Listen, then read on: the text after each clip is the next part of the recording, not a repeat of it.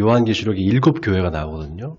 소아시아에 있는 7교회가 나오는데 그 중에 이 서머나 교회와 빌라델비아 교회가 유일하게 주님께 책망을 받지 않은 칭찬만 들은 교회입니다.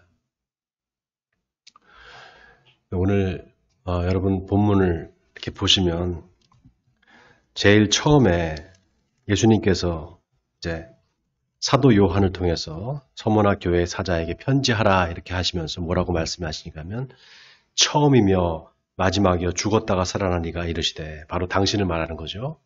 예수님 자신을 말하는 겁니다. 예수님께서 뭐라고 하시는가 하면 내가 내 환난과 궁핍을 알거니와 실상은 내가 부요한 자니라 이렇게 말씀하십니다. 부요한 자다. 주님이 보시기에 부요한 자라는 거죠. 여러분 우리가 생각하기에 부요하다는 건 뭡니까? 우리가 일반적으로 생각하기에 부요하다는 것은 우리가 가진 게 있고 또 돈이 좀 있고 재물이 좀 있고 그리고 자녀들의 축복을 받아서 자녀들도 좀 많이 이렇게 있고 건강하고 이런 게 사실 부요한 거잖아요. 근데 주님이 보시는 그 부요함이라는 것은 우리가 생각하는 부요함과 다릅니다. 그 증거가 오늘 뭐라고 말하는가 하면요. 예수님께서 자칭 유대인이라 하는 자들이 너희들을 비방하는데 그 비방도 알거니와 실상은 유대인이 아니요 사탄의 회당이라. 갑자기 너희가 부요한 자다 이렇게 말해놓고선 사탄 얘기를 합니다. 사탄의 회당이 지금 너희 지금 서머나 교회를 괴롭히고 있다는 겁니다. 그런데 부요한 자라는 거예요. 여러분 이게 앞뒤가 안 맞잖아요. 아무런 어떤 시험도 없고 그래서 그냥 평안하고 그래야만 사실 부요한 거 아니겠습니까? 영적으로도 그렇잖아요. 영적으로도 좀 마음이 편안해야지 부요하잖아요. 그런데 사탄의 회당이 들어와서 자칭 유대인이라는 자들이 계속 그 서머나 교회 교인들을 괴롭히는 거예요. 근데 어떻게 부요할 수가 있겠습니까? 어떻게 평안할 수가 있겠어요? 그러면서 한술 더 떠서 10절에 보니까 너는 장차 받을 고난을 두려워하지 말라. 볼지어다 마귀가 장차 너희 가운데서 몇 사람을 오게 던져 시험을 받게 하리니 너희가 10일 동안 환난을 받으리라 이럽니다. 엎친 데 덮친 격으로 하나님께서 몇 사람을 서머나 교회 교인들 중에 몇 사람을 오게 던져서 시험을 받게 할 거라는 거예요. 여러분 이 시험은 뭘까요? 하나님께서 주시는 시험이 아닙니다. 여기 본문을 잘 보세요. 마귀가 장차 너희 가운데서 몇 사람을 오게 던져 시험을 받게 하겠다는 거예요. 마귀가 주는 시험인 거예요.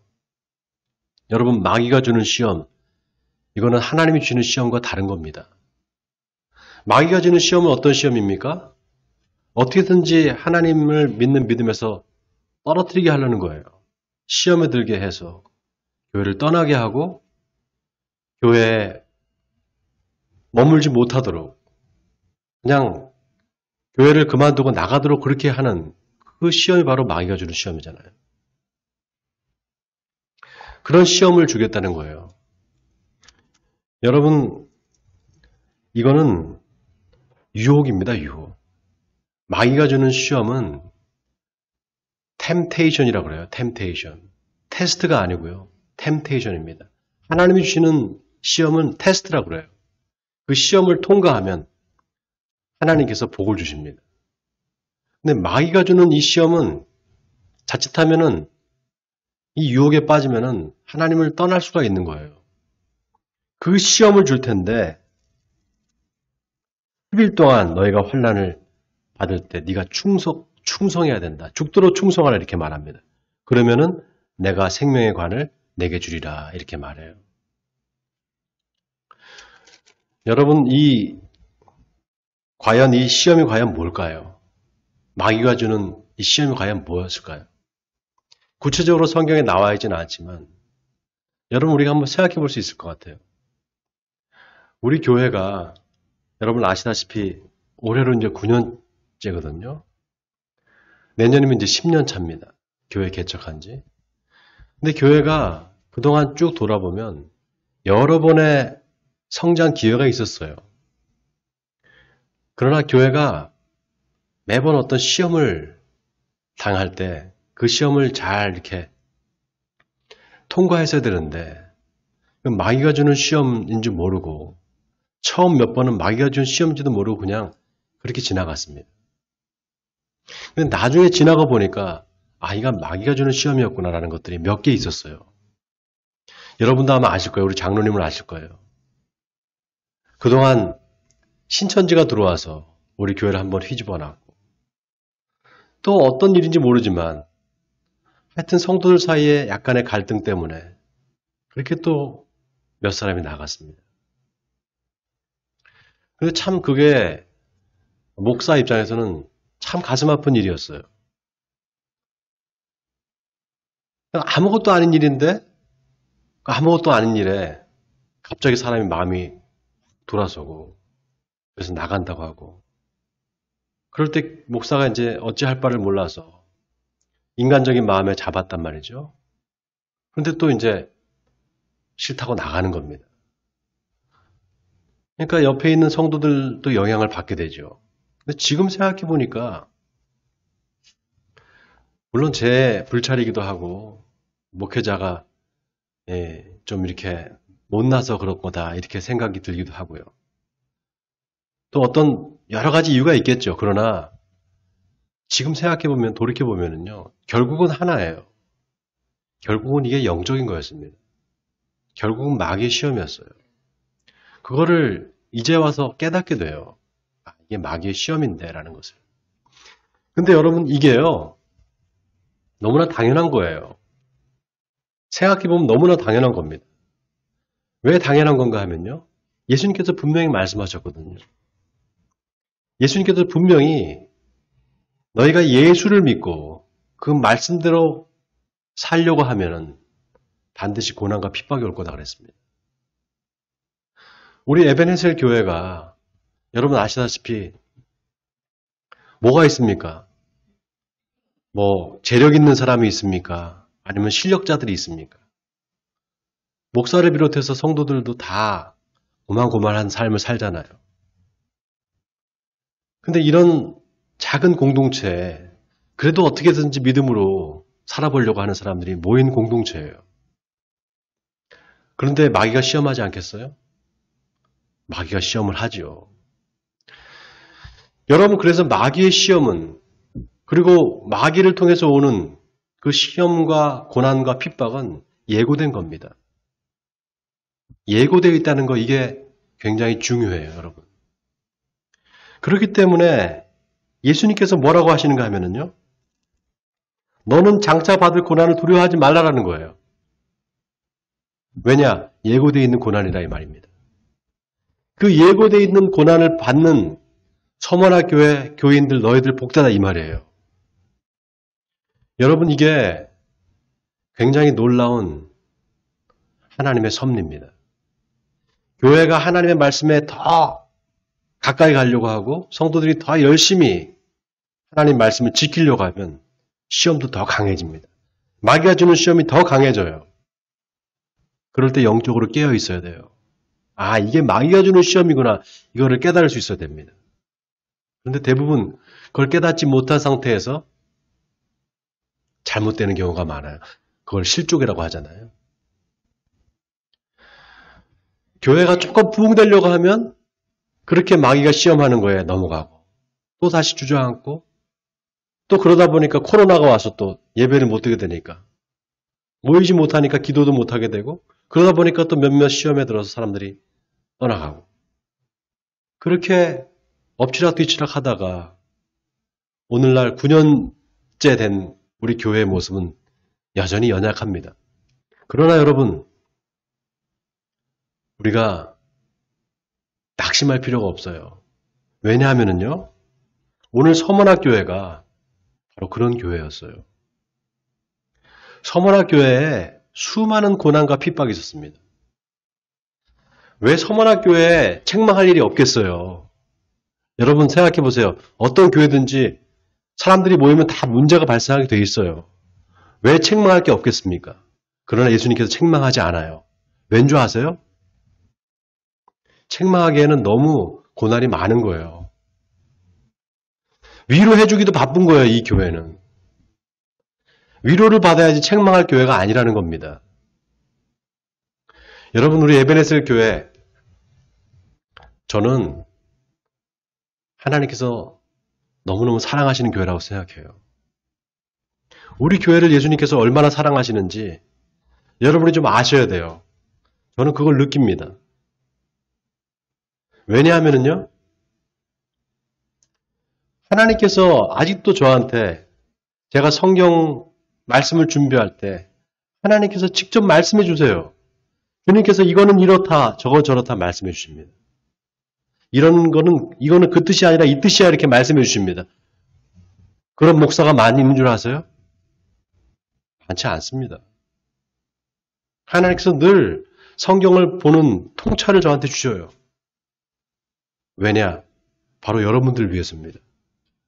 여러분들에게 하나님의 말씀을, 진정한 그 순수한 복음의 말씀을 잘 듣게 하기 위해서, 양들에게 정말 깨끗하고 신선한 풀을, 그 꼴을 먹게 하기 위해서 목자인 저를 깨워주시는 거예요. 목자인 저에게 통찰을 주시는 겁니다. 너무 감사한 게요, 지난주에, 그저께군요, 그저께. 네, 어저께였네요, 어저께. 어저께 어떤 분한테 메시지가 왔어요. 처음 보는 사람인데. 안녕하세요. 유튜브로 목사님 설교 말씀을 듣게 된 사람인데요. 교회를 나가보고 싶어서 연락드렸습니다. 제가 사는 곳이 일산인데 멀지 않은 것 같아서요. 주소와 예배 시간을 좀 알려줄 수 있을까요? 너무 감사하지 않아요? 그래서 제가 샬롬 에베네셀 교회 손범수 목사입니다. 저희 교회는 일산역 2번 출구 바로 앞에 있습니다. 그리고 예배 시간을 쭉 알려줬어요. 그랬더니 네네 감사합니다. 답장이 왔어요. 하나님께서 힘을 주시는 거예요. 너 지금 교인이 적고 연약하다고 해서 낙심하지 말아라. 내가 또 사람을 보내줄게. 이렇게 하나님께서 때마다 시마다 저에게 위로해 주시고 힘을 주세요. 여러분, 우리가 이 세상을 살아가면서 하나님의 말씀을 지키면서 살아가는 일이 보통 힘든 일이 아닙니다. 사업하는 사람은 더해요. 하나님 말씀을 다 지켜가면서 사업한다? 거의 불가능에 가까워요. 우리 교회 집사님들 중에 사업하시는 남편분들이 계신 분들도 있고 여러분들이 계시잖아요. 근데 하시는 말씀이 그래요. 늘 바늘방석에 앉아있는 것 같고 늘 외줄을 타는 것 같고 그렇다는 거예요. 그게 예수를 안 믿었을 때는 상관없어요. 불법을 저지르고 탈법을 저지르고 그래서 돈을 버는 게 그게 우선이죠. 세상 사람들 다 그렇게 살아가는데. 사업하는 사람들은 그렇게 해야 돼 돈을 벌어요. 그게 세상 이치예요. 그러나 예수를 믿고 보니까 그러면 안 되니까 하나님 말씀을 지키려고 하면 힘든 겁니다. 어려운 거예요. 고난이 올 수밖에 없어요. 그러나 그 고난을 이겨내면서 하나님 말씀을 지키고자 하고 그래서 끝까지 믿음을 지키려고 노력하는 그 사람들이 모인 것이 바로 서머나 교회였어요. 서머나 그 지역에는 로마 황제의 그 화상에 들어있는, 얼굴이 들어있는 주화를 찍는 공장이 있었습니다. 주물 공장이 있었어요. 돈 만드는 공장이 있었어요. 서머나 지역에 유대인들이 많이 살았었습니다. 근데 그 유대인들이 같은 유대인이지만 예수 믿는 사람들이라고 그 사람들을 핍박하고 로마 제국에다가 밀고 하는 경우가 많았습니다. 그러니 이 서머나 교회 사람들은 얼마나 힘들었겠어요.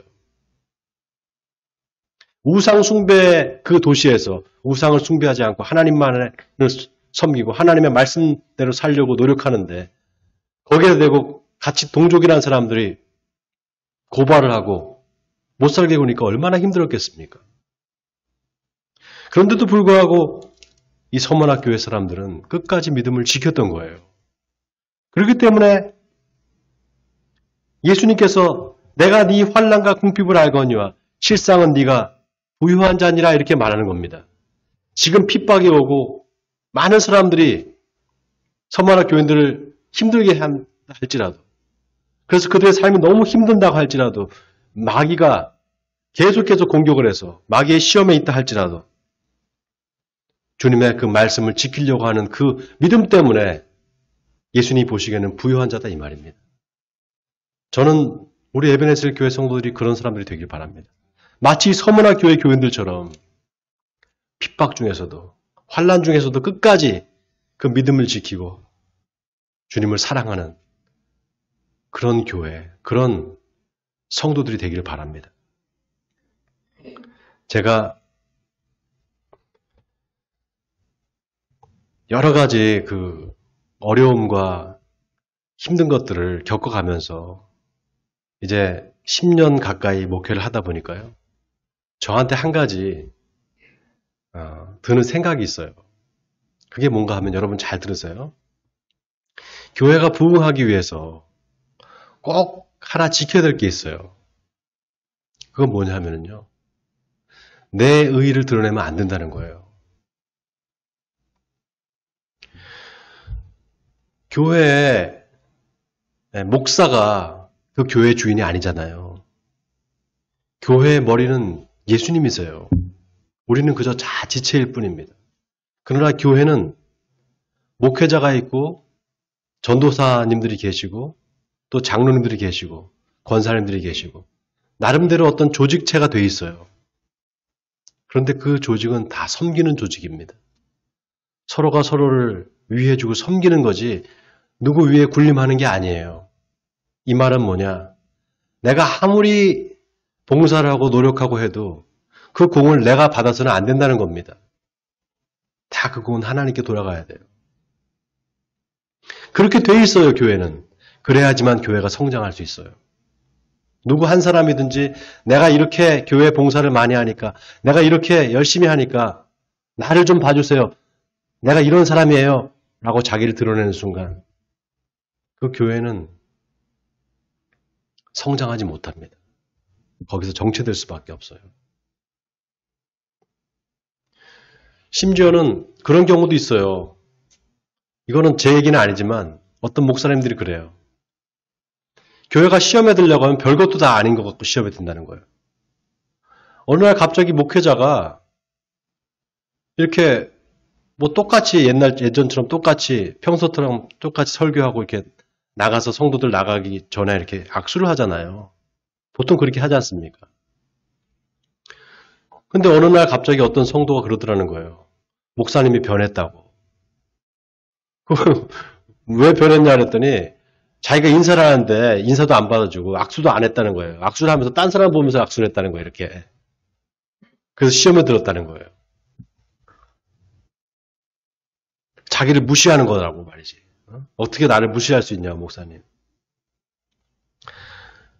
그게 아니었겠죠. 뭔가 사정이 있었겠죠. 그러니까 목사는 그런 사람들이 그렇게 시험 들어서 나간다 그러면 속이 뒤집히는 거예요.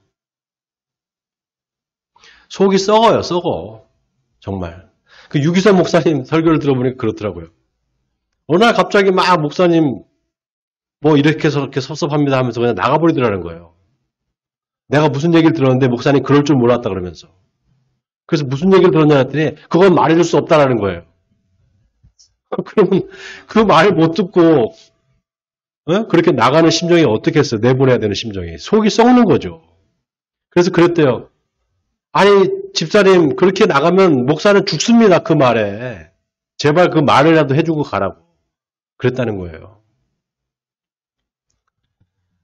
여러분 교회는 그리스도의 몸이에요. 우리 모두 다 예수님을 머리로 모시는 그냥 지체일 뿐인 거예요.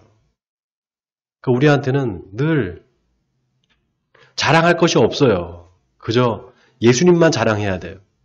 그게 교회의 본질입니다.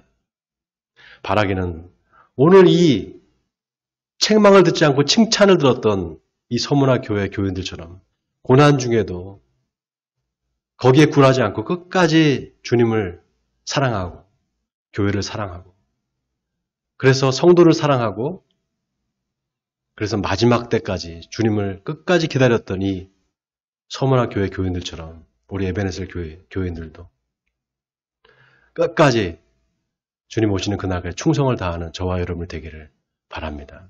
그래서 하나님 앞에 영광을 돌리는 우리 에베네셀 교회 성도들이 되기를 주님의 이름으로 간절히 축원드립니다.